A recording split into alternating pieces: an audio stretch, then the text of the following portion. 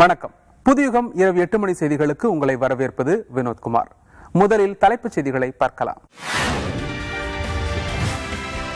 உக்ரைனில் பாஸ்பரஸ் குண்டுகளை ரஷ்யா பயன்படுத்தியதாக ஜெலன்ஸ்கி குற்றச்சாட்டு. கிழக்கு ஐரோப்பாவில் படைகளை வலுப்படுத்தவும் உக்ரைனுக்கு ராணுவ உதவியை அதிகரிக்கவும் மேற்கத்திய தலைவர்கள் ஆலோசனை.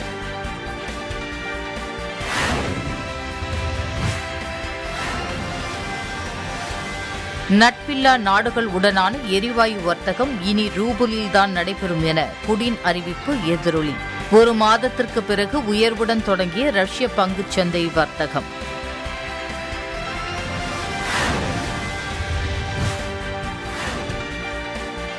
ஐநா பாதுகாப்பு கவுன்சிலில் ரஷ்யா கொண்டு வந்த வரைவு தீர்மானம் தோல்வி.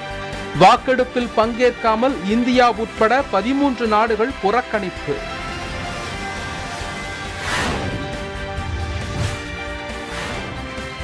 இந்தியா தனது சொந்த தகுதியின் அடிப்படையில் அமெரிக்கா ரஷ்யாவுடன் நட்புறவு கொண்டுள்ளது.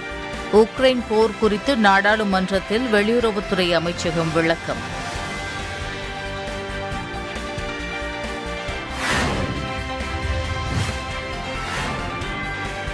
முல்லை பெரியாறில் புதிய அணை அமைப்பது தொடர்பாக தற்போதைக்கு எந்த விசாரணையும் நடத்தப்போவதில்லை.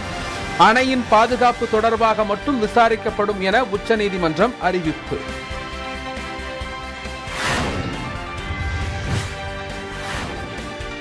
தமிழக சட்டப்பேரவை பட்ஜெட் கூட்டத்தொடர் நிறைவு. மறு தேதி குறிப்பிடாமல் அவை ஒத்திவைப்பு.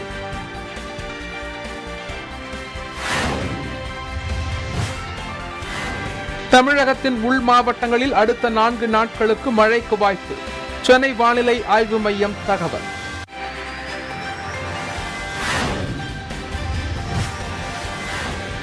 மண் எடுக்க அனுமதி வழங்காததால் பணக்குடி மண்பாண்ட தொழிலாளர்கள் வேலை இழக்கும் அபாயம்.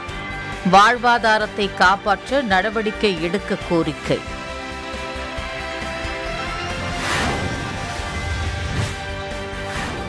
சத்தியமங்கலம் அருகே பிரதான குடிநீர் குழாய் உடைந்து வீணாகும் பல லட்சம் லிட்டர் தண்ணீர்.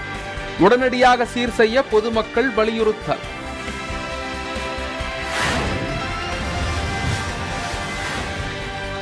மதுரை மீனாட்சி அம்மன் கோவிலில் சித்திரை திருவிழாவிற்கான ஏற்பாடுகள் தீவிரம். சித்திரை வீதிகளில் பந்தல் அமைக்கும் பணிகள் தொடக்கம்.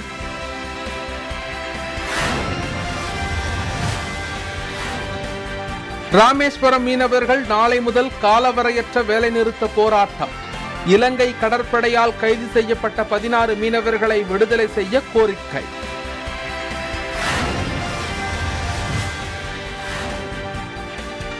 மேற்கிந்திய தீவுகள் தென்னாப்பிரிக்க அணிகளுக்கு இடையிலான ஆட்டம் மழையால் ரத்து. பாகிஸ்தான் உடனான ஆட்டத்தில் 9 விக்கெட் வித்தியாசத்தில் இங்கிலாந்து வெற்றி.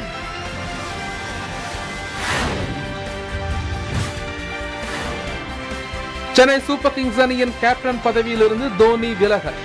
புதிய கேப்டனாக ஆல்ரவுண்டர் ரவீந்திர ஜடேஜா நியமனம். ரஷ்யாவுடன் இயற்கை எரிவாயு வர்த்தகத்தில் ஈடுபடும் நாடுகள் இனி ரஷ்ய நாணயமான ரூபலில்தான் பண பரிவர்த்தனை செய்ய வேண்டும் என புதின் அறிவித்திருக்கிறார். ஐநா பாதுகாப்பு கவுன்சிலில் ரஷ்யா கொண்டு வந்த வரைவு தீர்மானத்தில் இந்தியாவின் நிலைப்பாடு என்ன? அமெரிக்க அதிபர் பைடன் ஐரோப்பா சென்றுள்ள நிலையில் நேட்டோ, ஐரோப்பிய யூனியன் மற்றும் G7 நாடுகளின் தலைவர்கள் சந்தித்து பேச்சுவார்த்தை நடத்தவுள்ளனர். இவை உட்பட உக்ரைன் விவகாரத்தில் வெளியாகி வரும் புதிய தகவல்களின் தொகுப்பு. ஐரோப்பாவின் பாதுகாப்பிற்காக உக்ரைன் போராடி வருவதாகவும் ஐரோப்பிய ஒன்றியத்தில் முழு உறுப்பினராக இருக்க வேண்டும் எனவும் ஸ்வீடன் நாடாளுமன்ற உறுப்பினர்களுக்கிடையே காணொலி வாயிலாக பேசிய உக்ரைன் அதிபர் விளாடிமிர் ஜெலன்ஸ்கி தெரிவித்திருக்கிறார். இதற்கிடையில் உக்ரைனில் பாஸ்பரஸ் ரசாயனம் அடங்கிய குண்டுகளை ரஷ்யா வீசி வருவதாகவும் விளாடிமிர் ஜெலன்ஸ்கி குற்றம் சாட்டியிருக்கிறார்.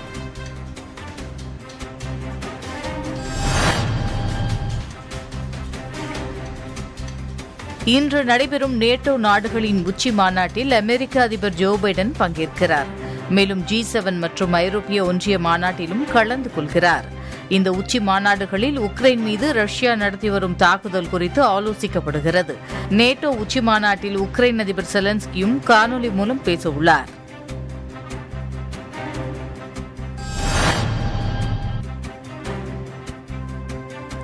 உக்ரைனில் மனிதாபிமான நிலைமை குறித்து விவாதிக்க கோரி நியூயார்க்கில் உள்ள ஐநா பாதுகாப்பு கவுன்சிலில் ரஷ்யா கொண்டு வந்த விரைவு தீர்மானத்திற்கு சிரியா, வடகொரியா மற்றும் பெலாரஸ் ஆகிய நாடுகள் ஆதரவு தெரிவித்த நிலையிலும் தீர்மானம் தோல்வியடைந்தது. மனிதாபிமான அடிப்படையில் போர் நடைபெறும் பகுதிகளில் உள்ள பெண்கள், குழந்தைகள் உட்பட பொதுமக்கள் முழுமையாக பாதுகாக்கப்பட வேண்டும், உக்ரைன் பேச்சுவார்த்தைக்கு அழைப்பு விடுக்க வேண்டும் உள்ளிட்டவை அந்த தீர்மானத்தில் இடம்பெற்றிருந்தன. வாக்கெடுப்பை இந்தியா உட்பட 13 நாடுகள் புறக்கணித்தன.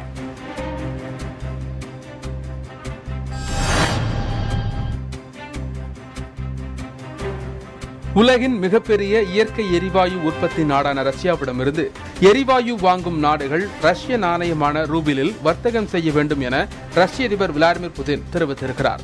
குறிப்பாக ரஷ்யாவுக்கு எதிராக செயல்படும் நாடுகள் ரூபிலில் தான் வர்த்தகம் செய்ய வேண்டும் என புதின் அறிவித்துள்ளார். ஐரோப்பிய நாடுகள் தங்களுக்கு தேவையான 40% எரிவாயுவை ரஷ்யாவிடமிருந்து வாங்கி வரும் நிலையில் அதற்கான தொகையை யூரோவில் செலுத்தி வருவது குறிப்பிடத்தக்கது. புதினின் இந்த அறிவிப்பை தொடர்ந்து கடந்த ஒரு மாதமாக பெரும் சரிவை சந்தித்து வந்த ரூபிலின் மதிப்பு இன்றைய வர்த்தகத்தில் உயரத் தொடங்கியுள்ளது. ரஷ்ய பங்குச் சந்தைகளும் இன்று உயர்வுடன் முடிந்தன.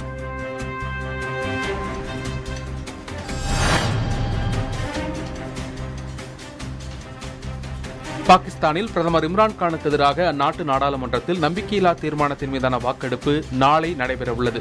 இதுகுறித்து தெரிவித்துள்ள இம்ரான்கான், என்ன நடந்தாலும் நான் பதவி விலகப் போவதில்லை என கூறியிருக்கிறார். இதனால் அடுத்த சில நாட்களுக்கு பாகிஸ்தான் அரசியலில் உச்சபட்ச பரபரப்பு ஏற்படும் என எதிர்பார்க்கப்படுகிறது.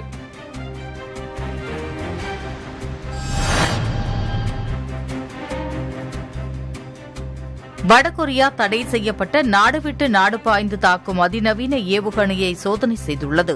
சுமார் 1000 கிலோமீட்டர் வரை பறந்து இலக்கை துல்லியமாக தாக்கும் தன்மை கொண்டது எனவும், நிலத்தில் மட்டும் இல்லாமல் நீர், காற்று ஆகியவற்றிலும் துல்லியமாக செயல்படும் ஆற்றல் சோதனையில் வெளிப்பட்டதாக தகவல்கள் வெளியாகியுள்ளன.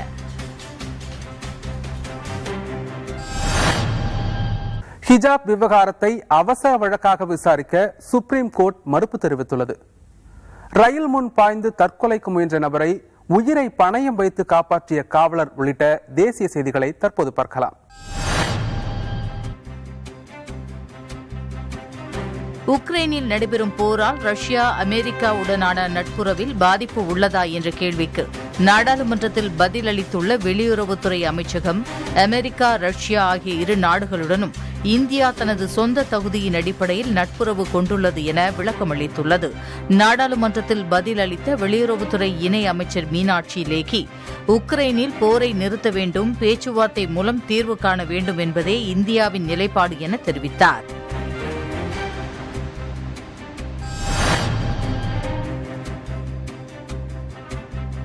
உக்ரைன் ரஷ்யா போரால் இந்தியாவுக்கு ஏற்படும் விளைவுகள் குறித்து பல துறைகளை சார்ந்த அமைச்சர்கள் ஆராய்ந்து வருவதாக மத்திய வெளியுறவுத்துறை அமைச்சர் ஜெய்சங்கர் தெரிவித்திருக்கிறார்.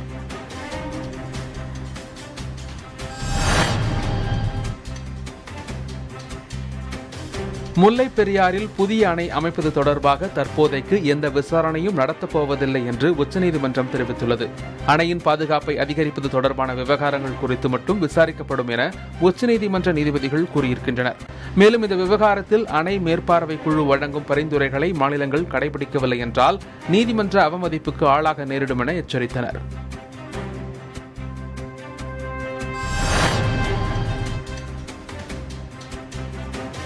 ஹிஜாப் விவகாரத்தை உணர்ச்சி பூர்வமாக அணுக வேண்டாம் என உச்சநீதிமன்றம் தெரிவித்துள்ளது. கல்வி நிலையங்களுக்குள் ஹிஜாப் அணிந்து வர கர்நாடக உயர்நீதிமன்றம் விதித்த தடைக்கு எதிராக தொடரப்பட்ட வழக்கு இன்று மீண்டும் உச்சநீதிமன்றத்தில் விசாரணைக்கு வந்தது. அப்போது மனுதாரர் தரப்பில் கர்நாடக உச்சநீதிமன்றத்தின் தீர்ப்பால் மாணவிகள் தேர்வு எழுத முடியாத நிலை ஏற்பட்டதாக வாதிடப்பட்டது. இதனை ஏற்க மறுத்த நீதிபதிகள் வழக்கிற்கும் தேர்விற்கும் எந்த தொடர்பும் இல்லை என குறிப்பிட்டு வழக்கினை உடனடியாக விசாரிக்க மறுப்பு தெரிவித்தனர்.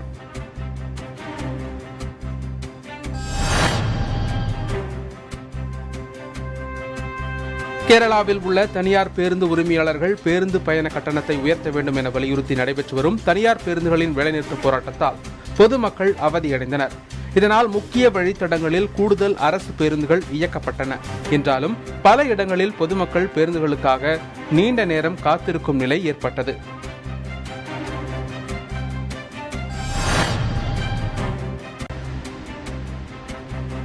மராட்டிய மாநிலம் தானே மாவட்டம் விட்டல்வாடி ரயில் நிலையத்தில் ரயில் முன் பாய்ந்து தற்கொலைக்கு முயன்ற 18 வயது இளைஞனை ரயில்வே போலீஸ் அதிகாரி ஒருவர் காப்பாற்றிய வீடியோ சமூக வலைதளங்களில் அதிகமாக பகிரப்பட்டு வருகிறது. மகளிர் உலகக்கோப்பை கிரிக்கெட் போட்டியில் மேற்கிந்திய தீவுகள் தென்னாப்பிரிக்கா இடையேயான ஆட்டம் மழையால் பாதியில் ரத்து செய்யப்பட்டது. மற்றொரு ஆட்டத்தில் பாகிஸ்தானை 9 விக்கெட்டுகள் வித்தியாசத்தில் வீழ்த்தியது இங்கிலாந்து அணி. இது குறித்த விரிவான செய்திகளை தற்போது பார்க்கலாம்.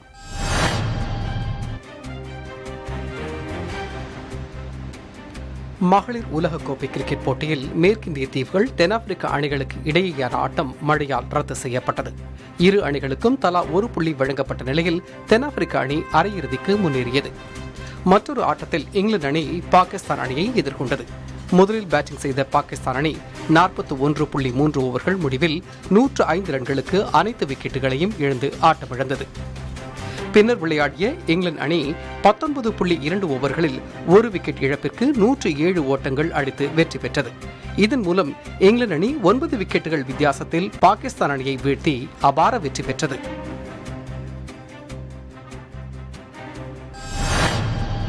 பதினைந்தாவது IPL தொடரில் சென்னை சூப்பர் கிங்ஸ் அணியின் கேப்டனாக ஆல்ரவுண்டர் ரவீந்திர ஜடேஜா நியமிக்கப்பட்டுள்ளார். சென்னை அணி நிர்வாகத்தின் இந்த அறிவிப்பு தோனி ரசிகர்களுக்கு அதிர்ச்சியை அளித்தாலும் எதிர்காலத்தை கருதி முடிவு எடுக்கப்பட்டிருக்கலாம் என வல்லுநர்கள் கருதுகின்றனர்.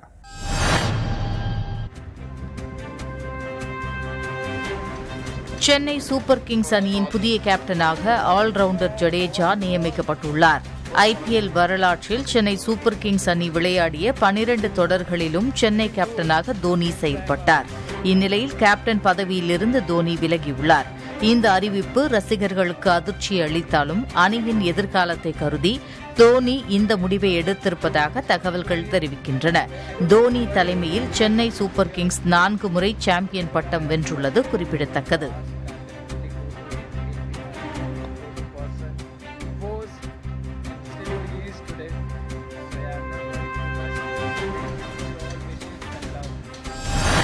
மலைப்பகுதிகளில் வறட்சி நிலவி வரும் நிலையில் காட்டுத்தீ ஏற்படுவது தினசரி நிகழ்வாகியுள்ளது. தேனி, கொடைக்கானல், நீலகிரி காட்டுப்பகுதிகளில் காட்டுத்தீ பரவிய நிலையில் அண்மையில் கடம்பூர் மலைப்பகுதியில் காட்டுத்தீ ஏற்பட்டு மரம் செடிகள் எரிந்து நாசமாயின. இதையடுத்து சத்தியமங்கலம் வனப்பகுதியில் காட்டுத்தீ ஏற்படாமல் தவிர்க்கும் வகையில் முன்னெச்சரிக்கை நடவடிக்கைகளில் வனத்துறை ஈடுபட்டுள்ளது.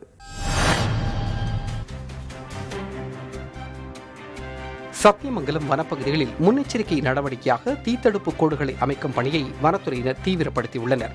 சத்தியமங்கலம் புலிகள் காப்பகம் பண்ணாரி முதல் திம்பம் ஆசனூர் மலைப்பாதை வரை சாலையின் இருபுறமும் உள்ள முட்புதர்களை வெட்டி அகற்றி தீத்தடுப்பு கோடுகளை அமைக்கும் பணியில் வனத்துறையினர் ஈடுபட்டு வருகின்றனர். மேலும் சத்தியமங்கலம் வனப்பகுதிகளுக்கு வரும் சுற்றுலா பயணிகள் புகைப்பிடிப்பதை தவிர்க்க வனத்துறையினர் வேண்டுகோள் விடுத்துள்ளனர்.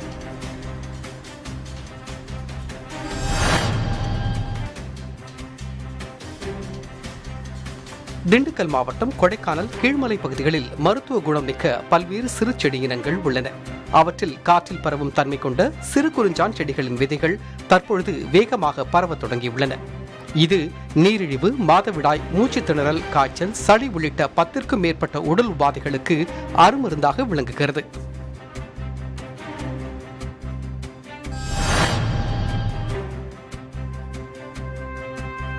பொள்ளாச்சி அடுத்துள்ள ஆழியார் அணையில் கோடை வெயில் காரணமாக 120 அடியில் இருந்து 72 அடியாக நீர்மட்டம் குறைந்துள்ளது.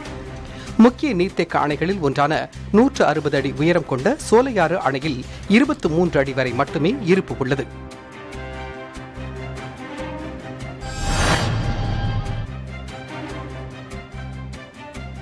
தேனி கும்பக்கரை அருவிக்கு நீர்வரத்து அதிகரித்து உள்ளதால் சுற்றுலா பயணிகள் மகிழ்ச்சியடைந்துள்ளனர். தேனி மாவட்டம் பெரியகுளம் அருகே மேற்கு தொடர்ச்சி மலையடிவாரத்தில் அமைந்துள்ள கும்பக்கரை அருவியின் நீர்பிடிப்பு பகுதிகளான வட்டக்கானல் மற்றும் கொடைக்கானல் பகுதியில் பரவலாக மழை பெய்ததால் அருவிக்கு வரும் நீர்வரத்து அதிகரித்துள்ளது. இதனால் கோடை வெப்பத்தை தணிக்க வரும் சுற்றுலா பயணிகள் மகிழ்ச்சியடைந்துள்ளனர்.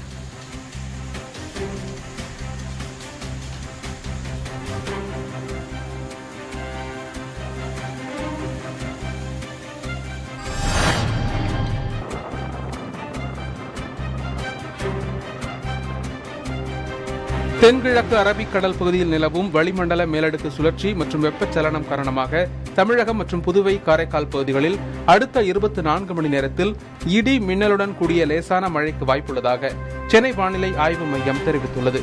வரும் 26, 27, 28 ஆகிய தேதிகளில் தமிழகத்தின் உள் மாவட்டங்களில் ஓரிரு இடங்களில் லேசான மழை பெய்யும் என சென்னை வானிலை ஆய்வு மையம் தெரிவித்துள்ளது.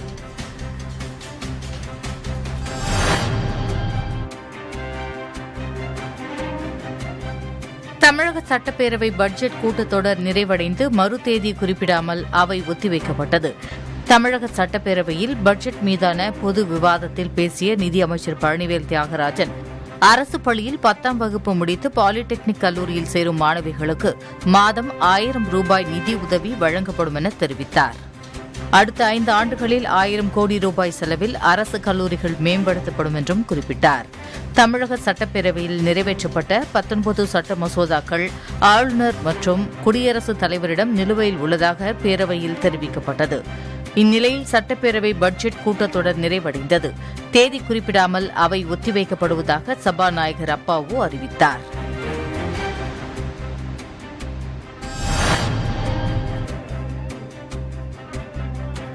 புதுக்கோட்டை மாவட்டம் வம்பன் மற்றும் ஆதனக்கோட்டையில் ஜல்லிக்கட்டு போட்டிகள் உற்சாகமாக நடைபெற்றன. இதில் சீறி பாய்ந்து வந்த காளைகளை வீரர்கள் மல்லு கட்டி அடக்கினர். ஒரு சில காளைகளை வீரர்களிடம் சிக்காமல் துள்ளி குதித்து சென்றன.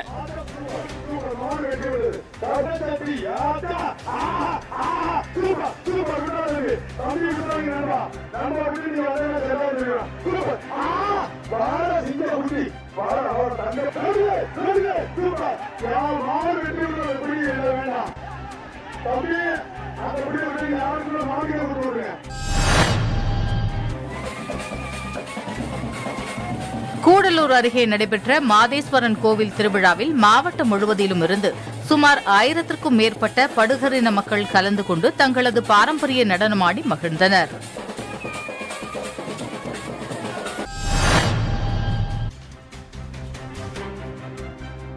அட்டை தயாரிக்கும் மூலப்பொருட்களின் விலை அதிகரித்துள்ளதால் அந்த தொழில் கடும் பாதிப்பை சந்தித்து வருவதாக உற்பத்தியாளர்கள் தெரிவித்துள்ளனர். இந்தியாவில் தயாரிக்கப்படும் பெரும்பாலான காகிதங்கள் மறுசுழற்சி செய்து தயாரிக்கப்படுவதால் வெளிநாடுகளில் இருந்து வரும் பழைய பேப்பர்களே காகித அட்டை தயாரிப்பிற்கு முழுமுதற் மூலப்பொருளாக உள்ளன. இந்த நிலையில் கடந்த 2 ஆண்டுகளாக நிலவி வரும் கொரோனா பாதிப்பு காரணமாக வெளிநாட்டு பழைய பேப்பர்களின் விலை ஏற்றம், அதன் தட்டுப்பாடு ஆகியவற்றால் மூலப்பொருட்கள் பற்றாக்குறை ஏற்பட்டுள்ளது.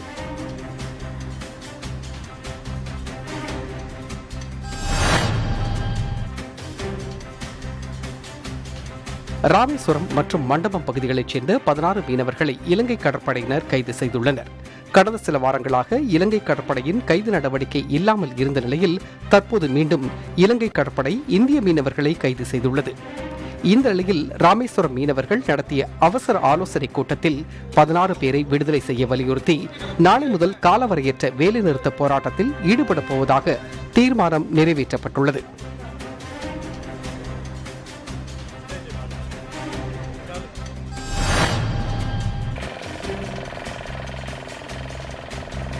வேதாரண்யம் அருகே ஆறுகாட்டுத்துறை கடற்கரை சேரும் சகதியுமாக காணப்படுவதால் மீனவர்கள் கடலுக்கு செல்ல முடியாமல் தவித்து வருகின்றனர். கடந்த 15 நாட்களாக கடலுக்கு செல்லாததால் வாழ்வாதாரம் பாதிக்கப்பட்டுள்ளதாக மீனவர்கள் கவலை தெரிவித்துள்ளனர்.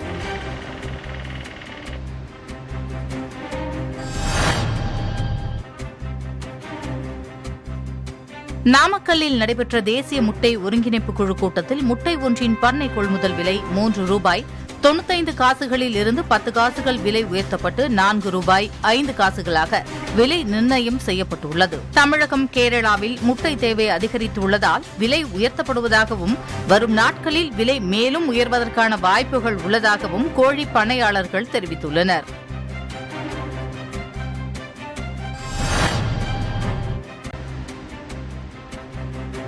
கல்வி கட்டணம் செலுத்தாத மாணவர்கள் மீது எந்த நடவடிக்கையும் எடுக்கப்படவில்லை என்று சான்று படிவம் மூலம் தனியார் பள்ளிகள் உறுதியளிக்க பள்ளிக்கல்வித்துறை உத்தரவிட்டுள்ளது. கல்வி கட்டணம் செலுத்தாத மாணவர்களை வகுப்பறைக்கு வெளியில் நிற்க வைக்கக்கூடாது, பெற்றோர்களை தரக்குறைவாக பேசக்கூடாது என்று பள்ளிக்கல்வித்துறை உத்தரவிட்டிருந்தது.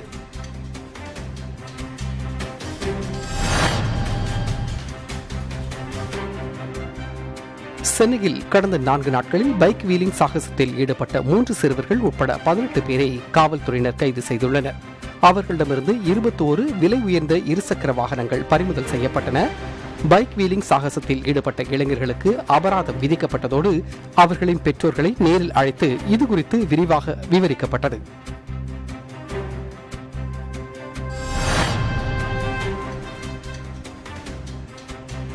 மதுரை மீனாட்சி அம்மன் கோவிலில் சித்திரை திருவிழா நெருங்கி வரும் நிலையில் தேரை தூய்மைப்படுத்துதல், சித்திரை வீதிகளில் பந்தல் அமைக்கும் பணிகள் தீவிரப்படுத்தப்பட்டுள்ளன. சித்திரை திருவிழா வருகின்ற ஏப்ரல் 5ஆம் தேதி கொடியேற்றத்துடன் தொடங்குகிறது. திக்விஜயம், திருக்கல்யாணம், பட்டாபிஷேகம் உள்ளிட்ட முக்கிய நிகழ்வுகளுக்கு ஆயிரக்கணக்கான பக்தர்கள் வருவார்கள் என்பதால் பக்தர்கள் நேரில் அமரும் வகையில் கோவிலை சுற்றியுள்ள சித்திரை வீதிகள், ஆடி வீதிகளில் பந்தல் அமைக்கும் பணிகளும் தேரை தூய்மை செய்யும் பணிகளும் தீவிரமாக நடைபெற்று வருகின்றன.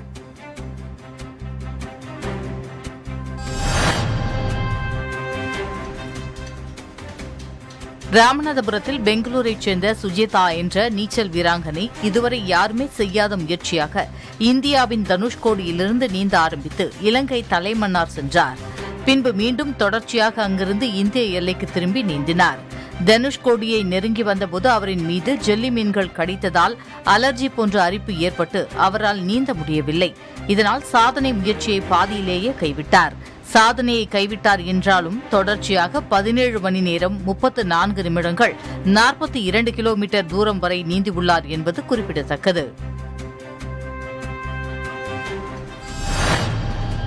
கோடை வெயில் கொளுத்தும் நிலையில் வன விலங்குகள் உணவிற்காகவும் தண்ணீருக்காகவும் குடியிருப்பு பகுதிகளுக்கு வந்து செல்கின்றன. அவ்வாறு வனத்திலிருந்து வெளிவந்த காட்டெருமைகளில் 2 மிகுந்த ஆக்ரோஷத்துடன் சண்டையிட்டுக் கொண்டன. வனத்திலிருந்து தண்ணீர் தேடி வெளியே வந்த குரங்கு ஒன்று மொட்டை மாடியில் இருந்த கயிற்றில் சிக்கி உயிரிழந்திருப்பது வேதனையை ஏற்படுத்தியுள்ளது. இவை உள்ளிட்ட பல்வேறு மாவட்ட செய்திகளை காணலாம்.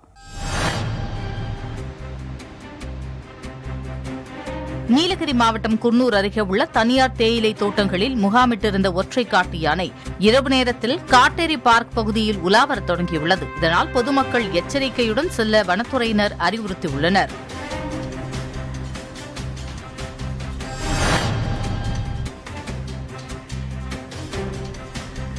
நீலகிரி மாவட்டம் உதகை அருகே மஞ்சூர் குந்தா பகுதியில் 2 காட்டு எருமைகள் சண்டையிட்டுக் கொள்ளும் வீடியோ காட்சிகள் சமூக வலைதளங்களில் வைரலாகி வருகிறது. வனப்பகுதிகளிலிருந்து வெளியேறிய 2 காட்டு எருமைகள் தேயிலை எஸ்டேட் பகுதிகளில் நீண்ட நேரமாக சண்டையிட்டன. இதில் ஒரு காட்டெருமையின் கால்கள், கண்கள் உள்ளிட்ட பகுதிகளில் காயம் ஏற்பட்டுள்ளது. இதனை அங்கிருந்து சிலர் தங்களது செல்போன்களில் படம் எடுத்து சமூக வலைதளங்களில் வெளியிட்ட நிலையில் அது தற்போது வைரலாகி வருகிறது.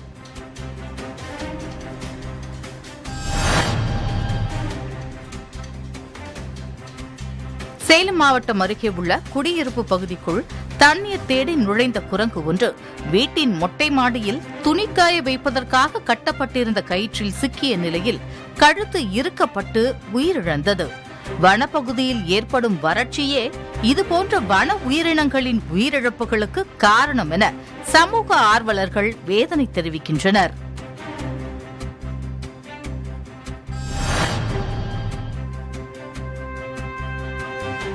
சத்தியமங்கலம் தாளவாடி மலைப்பகுதியில் கரும்பு தோட்டத்திற்குள் புகுந்த காட்டு யானைகள் பயிர்களை சேதப்படுத்தி வந்த நிலையில் விவசாயிகள் மற்றும் வனத்துறை ஊழியர்கள் போராடி அவற்றை காட்டுக்குள் அனுப்பினர்.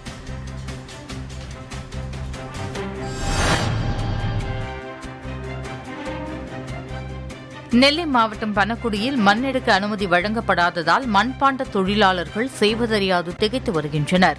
பனக்குடியில் சுமார் 30 குடும்பங்கள் மண்பாண்டங்கள் தயாரிக்கும் தொழில் செய்து வந்த நிலையில் மண் கிடைப்பதில் சிரமம் ஏற்பட்டதால் தற்போது 5 குடும்பத்தினர் மட்டுமே தொழில் செய்து வருகின்றனர். மண்பாண்ட தொழிலுக்கு ஓராண்டுக்கான மண் தேவை என்பது 5 யூனிட் முதல் 10 யூனிட் வரை தேவைப்படுகிறது. ஒரு டாரஸ் லாரி மண் இவர்களது ஒரு ஆண்டின் மொத்த தேவையாக உள்ளது. கொரோனா ஊரடங்கால் கடந்த 2 ஆண்டுகளாக தங்களுக்கு மண் எடுக்க அனுமதி கிடைக்கவில்லை என்றும் கையிருப்பில் சிறிதளவு கூட மண் இல்லை என்பதால் விரைவில் களிமண் எடுப்பதற்கு உரிய அனுமதி வழங்க வேண்டும் என மண்பாண்ட தொழிலாளர்கள் கோரிக்கை வைக்கின்றனர்.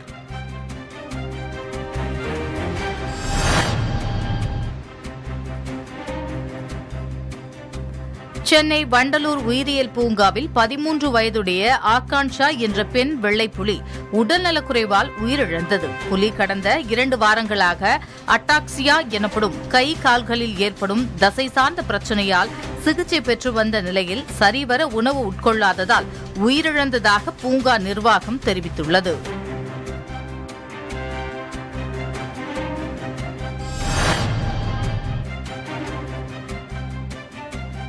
சேலம் மாநகராட்சிக்கு உட்பட்ட மூக்கநேரியை மாநகராட்சி மேயர் ராமச்சந்திரன் மற்றும் மாநகராட்சி ஆணையர் கிறிஸ்துராஜ் ஆகியோர் நேரில் பார்வையிட்டு ஆய்வு செய்தனர். இதனையடுத்து மூக்கநேரியில் உள்ள ஆகாய தாமரைகளை அப்புறப்படுத்தி கரைகளை விரைவுபடுத்தி 30 கோடி ரூபாய் செலவில் மிகப்பெரிய பறவைகள் சரணாலயம் அமைக்க நடவடிக்கை எடுக்கப்பட்டுள்ளதாக தெரிவித்தனர்.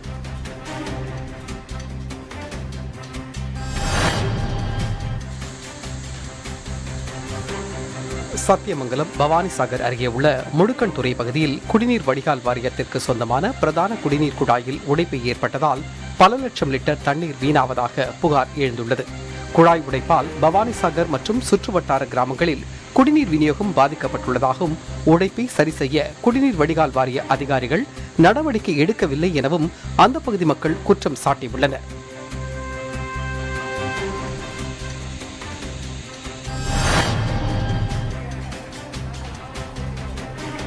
சேலம் மாவட்டம் ஓமலூரில் ஊரக உள்ளாட்சி மற்றும் நகர்ப்புற உள்ளாட்சிக்கு தேர்ந்தெடுக்கப்பட்ட மக்கள் பிரதிநிதிகளுக்கு சிறப்பு பயிற்சிகள் அளிக்கப்பட்டன. ஊராட்சியின் தேவைகளை அறிந்து சிறப்பு நிதிகளை பெற்று திட்டங்களை செய்வது குறித்தும் பயிற்சிகள் அளிக்கப்பட்டன.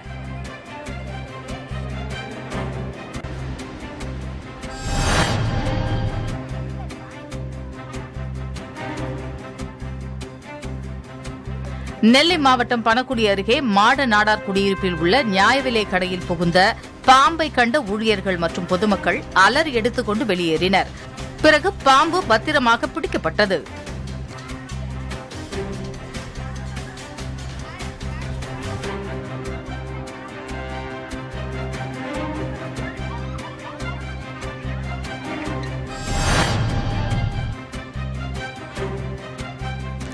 திருப்பூர் பல்லடம் சாலையில் நடைபெற்ற பேக்கரி, டீ, காஃபி, பார் உரிமையாளர் சங்க கூட்டத்தில் மூலப்பொருட்கள் உயர்வு காரணமாக வருகின்ற 28ஆம் தேதி முதல் திருப்பூர் மாவட்டத்தில் உள்ள அனைத்து பேக்கரிகளிலும் விலை ஏற்றத்தை அமல்படுத்தவும் திட்டமிட்டிருப்பதாக முடிவு செய்யப்பட்டுள்ளது.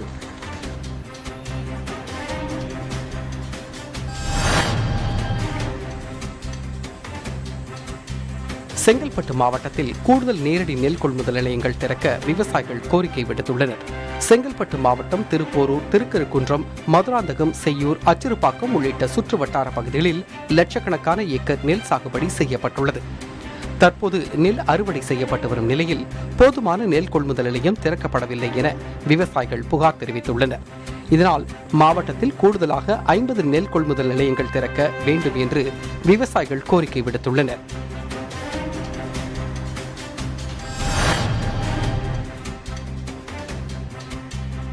திருச்சியில் மாவட்ட வேளாண்மை விற்பனை மற்றும் வேளாண் வணிகத்துறையின் மூலம் மண்டல அளவிலான வர்த்தக தொடர்பு பணிமனை கண்காட்சி கலையரங்கம் நடைபெற்றது. இதில் இயற்கை முறையில் விவசாயம் செய்து உற்பத்தி செய்யப்பட்ட எண்ணெய் வகைகள், உணவுப் பொருட்கள், மதிப்பு கூட்டு பொருட்கள், முளைகட்டிய சிறுதானிய வகைகள் உள்ளிட்ட பல்வேறு பொருட்கள் காட்சிப்படுத்தப்பட்டு விற்பனை செய்யப்பட்டன. நிகழ்ச்சியில் பேசிய ஆட்சியர் சிவராசு, விவசாயிகளுக்கு 2 மடங்கு மகசூல் மூலம் 3 மடங்கு வருமானம் கிடைக்க உழவர் உற்பத்தியாளர் நிறுவனங்களுக்கு அனைத்து வசதிகளையும் செய்து தருவதாக தெரிவித்தார்.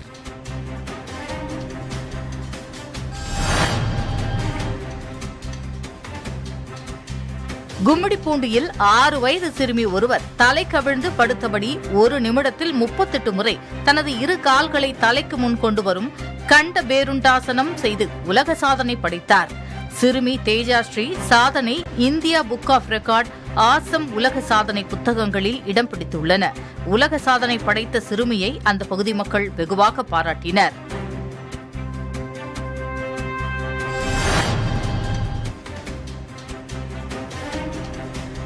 விழுப்புரம் மாவட்டம் மேல்மலையனூர் அங்காளம்மன் கோவில் உண்டியல் காணிக்கையாக 88,18,577 ரூபாய் ரொக்கம், 529 கிராம் தங்கம், 1426 கிராம் வெள்ளி ஆகியவை கிடைக்கப்பெற்றன.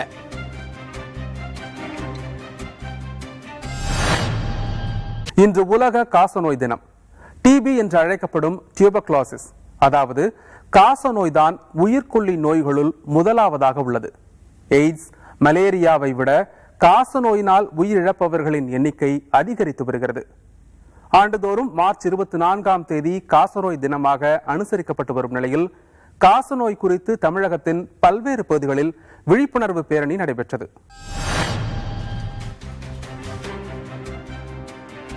உலக காசநோய் தினத்தை முன்னிட்டு நாமக்கல் மாவட்டத்தில் மாணவ மாணவிகள் பங்கேற்ற விழிப்புணர்வு சைக்கிள் பேரணி நடைபெற்றது. இதனை மாவட்ட ஆட்சியர் ஸ்ரேயா பி சிங் கொடியசைத்து துவக்கி வைத்தார். இதேபோல சிவகங்கையில் நடைபெற்ற பேரணியில் காசநோயை தடுக்கும் விதங்கள், உட்கொள்ள வேண்டிய மருந்துகள் குறித்து விழிப்புணர்வு ஏற்படுத்தப்பட்டது. கரூரில் காசநோய் குறித்து பொதுமக்களிடம் விழிப்புணர்வை ஏற்படுத்தும் விதமாக ஓவியப் போட்டிகள் நடத்தப்பட்டன.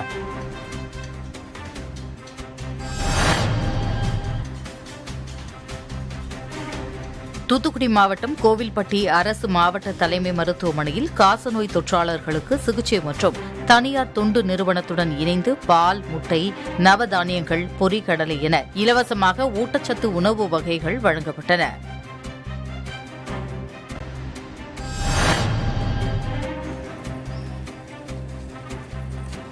சேலம் மாவட்டம் ஓமலூரில் மாற்றுத்திறன் கொண்ட குழந்தைகளுக்கான சிறப்பு மருத்துவ முகாம் குறித்த விழிப்புணர்வு பேரணி நடைபெற்றது. இதில் நாளை நடைபெறும் மருத்துவ முகாமில் அனைத்து மாற்றுத்திறன் மாணவர்கள், குழந்தைகள் கலந்து கொண்டு பயனடையுமாறு அழைப்பு விடுக்கப்பட்டது.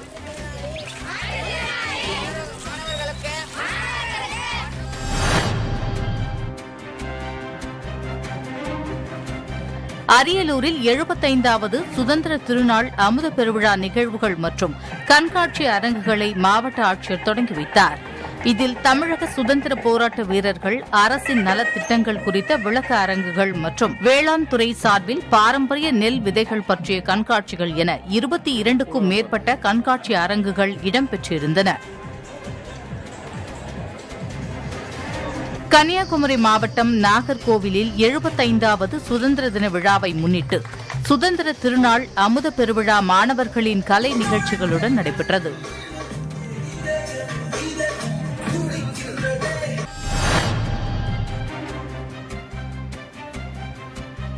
தஞ்சாவூர் மாவட்டம் அடுத்த கண்டியூரில் தேசிய நெடுஞ்சாலை சாலையின் நடுவே தடுப்புச் சுவர்கள் அமைக்கப்பட்டு அவற்றில் எச்சரிக்கை விளக்கு எரியாததால் விபத்துகள் அதிகமாக ஏற்படுவதாக வாகன ஓட்டிகள் மற்றும் பொதுமக்கள் குற்றம் சாட்டியுள்ளனர்.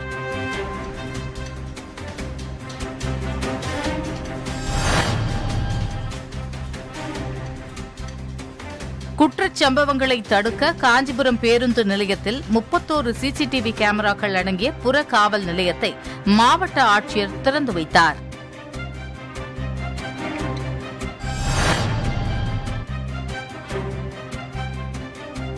நெல்லை மாவட்டம் நாங்குநேரி ரேஷன் கடைகளில் கடந்த சில நாட்களாக விநியோகிக்கப்படும் இலவச புழுங்கல் அரிசி பழுப்பு நிறத்தில் தரமற்று உள்ளதாக அந்த பகுதி மக்கள் குற்றம் சாட்டியுள்ளனர்.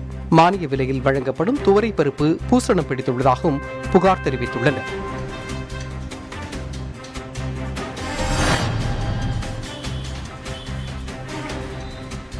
விருதுநகர் மாவட்டம் ராஜபாளையத்தில் அனைவருக்கும் கல்வி இயக்கம் மாற்றுத்திறனுடைய மாணாக்கர்களுக்கான உள்ளடங்கிய கல்வி திட்டம் சார்பில் இலவச மருத்துவ மதிப்பீட்டு முகாம் நடைபெற்றது.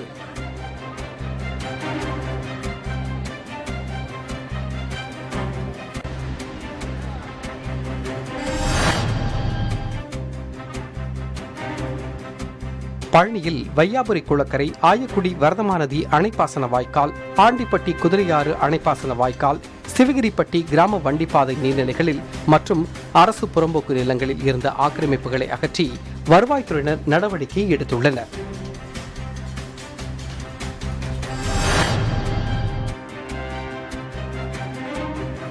சென்னையில் தமிழக கரும்பு விவசாயிகள் சங்கத்தினர் வருவாய் பங்கீட்டு முறை சட்டத்தை ரத்து செய்து பரிந்துரை விலையை அறிவித்து வழங்கவும், 1 டன் கரும்புக்கு 4000 ரூபாய்க்கு வழங்க வலியுறுத்தியும் கண்டன ஆர்ப்பாட்டத்தில் ஈடுபட்டனர்.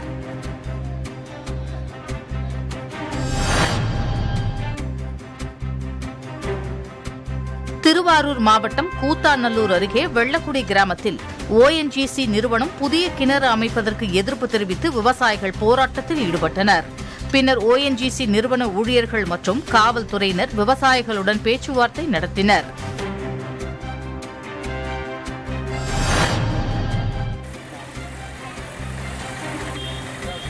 விருதுநகர் மாவட்டம் ஸ்ரீவில்லிபுத்தூரில் வீதியில் உள்ள நகர கூட்டுறவு கடன் சங்கம் கிளை வங்கி அலுவலகத்தில் நகை கடன் தள்ளுபடி செய்யப்படவில்லை என தெரிவித்து 50க்கும் மேற்பட்ட பெண்கள் முற்றுகையிட்டு போராட்டம் நடத்தினர்.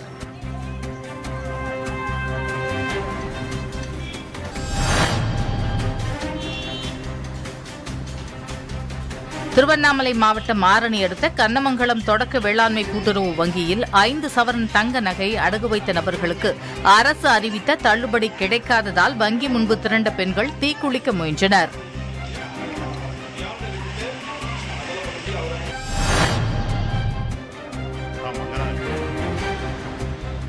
காஞ்சிபுரம் அடுத்த விநாயகபுரம் பகுதியில் நிறுத்தி வைக்கப்பட்டிருந்த உத்தரப்பிரதேச மாநிலத்தைச் சேர்ந்த கண்டெய்னர் லாரியில் இருந்த சுமார் 3 டன் எடை உள்ள 64 செம்மரக்கட்டைகள் பறிமுதல் செய்யப்பட்டன. இதுகுறித்து வனசரக அலுவலர்கள் விசாரணை நடத்தி வருகின்றனர்.